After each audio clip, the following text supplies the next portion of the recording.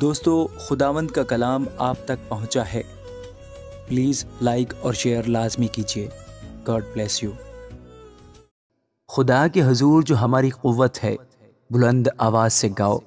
یعقوب کے خدا کے حضور خوشی کا نعرہ مارو، نغمہ چھیڑو اور دف لاؤ، اور دل نواز ستار اور بربت، نئے چاند اور پورے چاند کے وقت ہماری عید کے دن نرسنگا پھونکو، کیونکہ یہ اسرائیل کے لیے آئین اور یعقوب کے خدا کا حکم ہے۔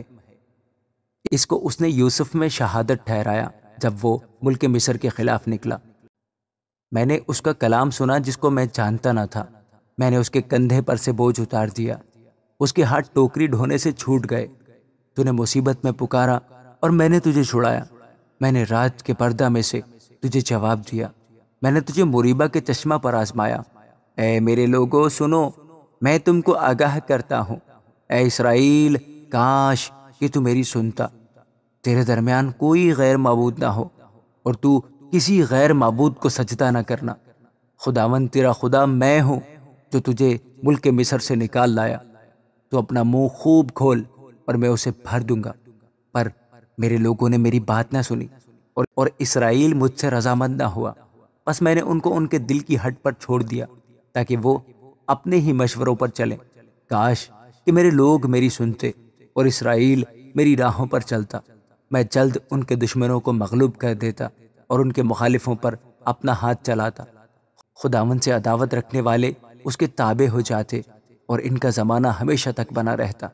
وہ ان کو اچھے سے اچھے گیہوں کھلاتا، اور میں تجھے چٹان میں کے شہد سے سیر کرتا۔ خدا کی جماعت میں خدا موجود ہے، وہ الہوں کے درمیان عدالت کرتا ہے۔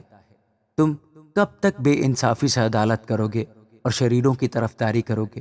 غریب اور یتیم کا انصاف کرو، غم زدہ اور مفلس کے ساتھ انصاف سے پیش آؤ۔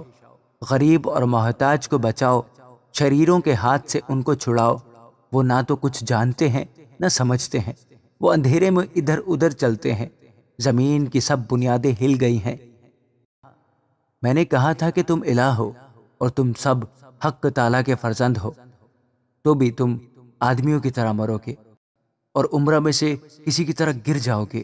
اے خدا اٹھ، زمین کی عدالت کر، تو ہی سب قوموں کا مالک ہوگا۔ آمین۔